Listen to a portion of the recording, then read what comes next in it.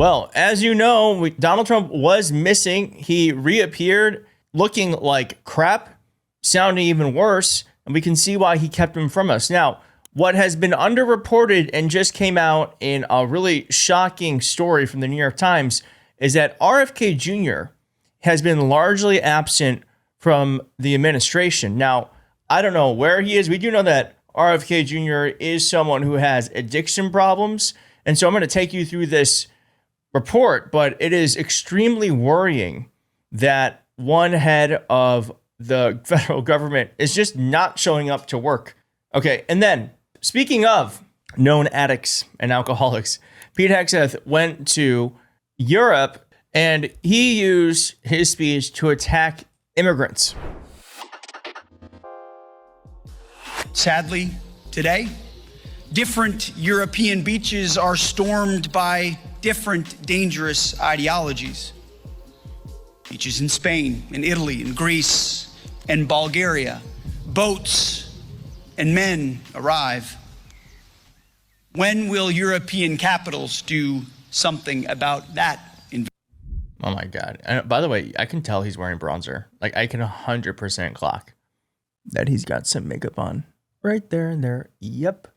Now, as someone pointed out here, their great uncle lost an eye fighting for this country in Europe and is buried in Arlington Cemetery and is confident that he would have been furious to have the plight of refugees crossing the Mediterranean described as an invasion in comparison to D-Day. It's absolutely disgusting. And what's even worse is that Pete Hegseth showed up to this speech and his children were wearing military fatigues. Like, I mean, some people are upset that his children are there at all. I think that's fine. Like, if they want to go to Europe with their father, I don't think that's maybe totally out of line to have the family come for a big speech. But this to me is absolutely crazy that they're cosplaying as soldiers during a really important memorial that happens yearly around the world. But you know what? Frankly, we'll just say this. At least Pete Hegseth is showing up to work because RFK Jr. is largely missing. There are multiple diseases that are spreading out of control. There's, of course, Ebola. We're now learning of this new thing called screwworm. Greg Abbott says the spread of New World screwworm in Texas poses a, quote, imminent threat of damage to the state's livestock and economy. He's declared a disaster for 254 Texas counties. And someone pointed out that Republicans have been hyper-focused on James Tallarico's meat consumption, while meanwhile, screwworm has been threatening Texas cattle. And I have to say this too, like RFK Jr., who we're about to talk about, is so excited to have a new worm to talk about. And if you don't know, RFK Jr. apparently had a worm in his brain. And that's just the thing that everyone has accepted is okay. Now, the Daily Beast is on this beat with RFK Jr. missing. Here's just a bit of what we know so far. Secretary of Health and Human Services, RFK Jr. has largely stepped back from running the agency, intervening only when issues capture his attention. In a Sunday expose with the New York Times, which I'm going to read for you in just a moment, a dozen people with direct contact with Kennedy, along with health department employees, said his leadership or lack of it has driven morale down to the point that they question the department's ability to respond in a crisis. People familiar with Kennedy told the outlet he remains narrowly focused on his own priorities, including his long-held skepticism of vaccines. They said he is largely cut off from much of the staff and seldom engaged in the agency's work, leaving parts of the department without clear leadership. I mean, I was going to say actually at the top, and I do think this is true, like obviously it's awful that he's not showing up to work and we should be upset about that. But at the same time, I'm a little like, is it the worst thing he's not showing up to work? Like, do we want him there meddling around, making things worse? I don't know. I kind of like that he's just MIA. Like, that's the thing with a bunch of these people. It's like, I guess it's not great that you're not doing your job, but it's not like we want them doing their job. Does that make sense? Like, I'm like, all right, well, I'm glad you're a lazy Nepo baby who doesn't know how to work, because it might be saving us quite a few lives.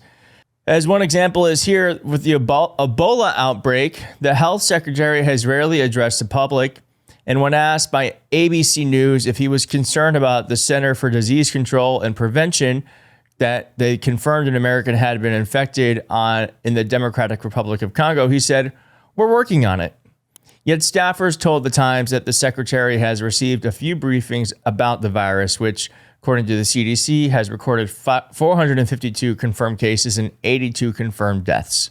Here's one doctor going ham on RFK Jr.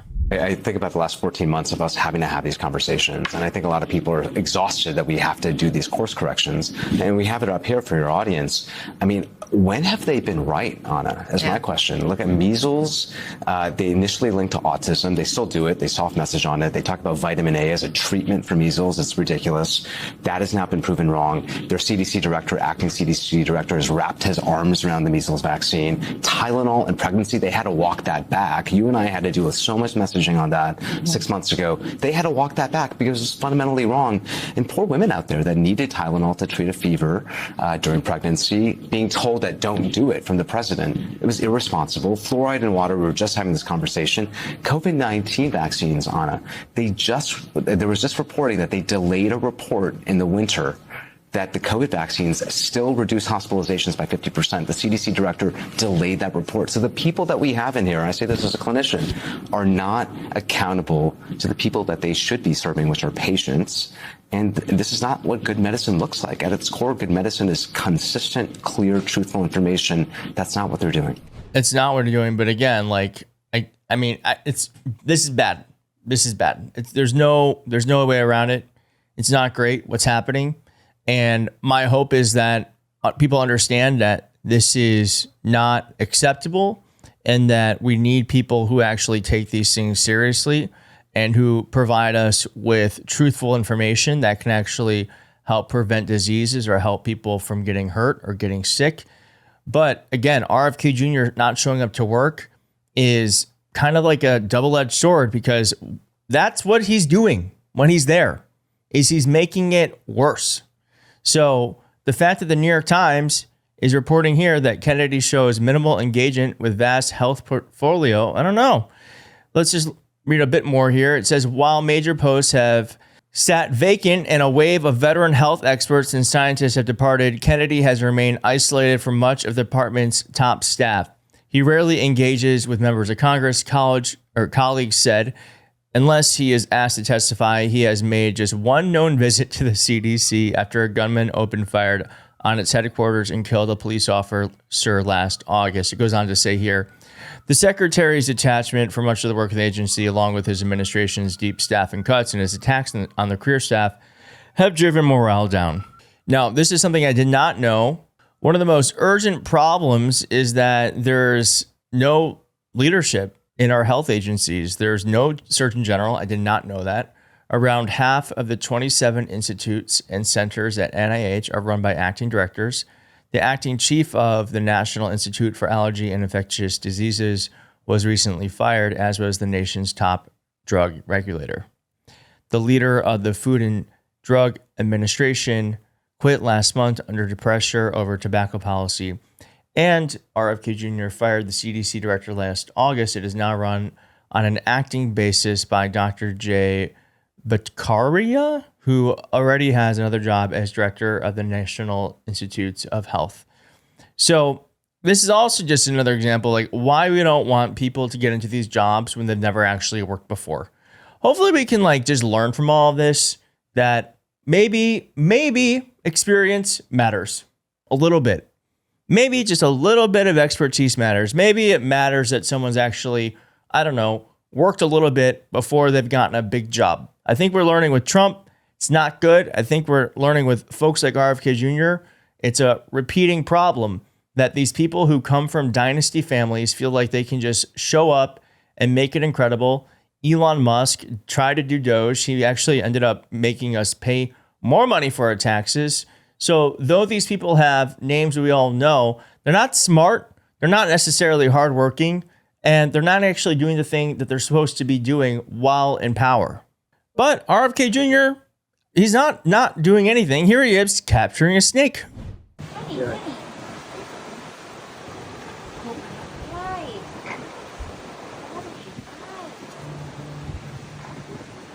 So what are they?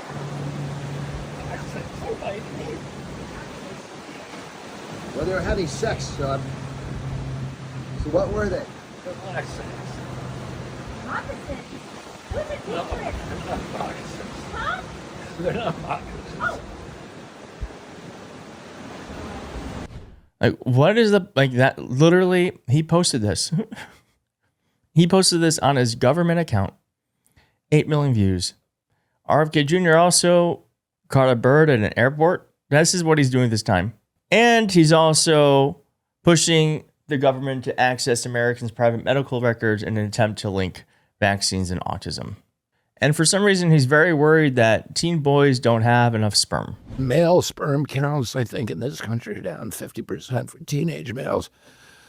I read the other day that teenage males today have less sperm than the average 65-year-old American man. Okay, show up to work. There are multiple crises happening in this country as it pertains to diseases. Maybe focus on that. We don't need a podcaster. We need a worker. Okay? No one wants to work anymore. I'm so pissed off about this. Everyone just wants to have a podcast. Okay? Which, by the way, when you're doing it right, this is a lot of work. So either way, you're working. Okay? God damn it. Well, we're going to keep following this. I kind of feel like you let me know, but maybe it's not the worst thing that this bumbling idiot is spending his time catching snakes instead of, I don't know, making it harder for us to access health information and vaccines. So I'll take that little bit of hope where I can get it, and I'll see you soon. Bye.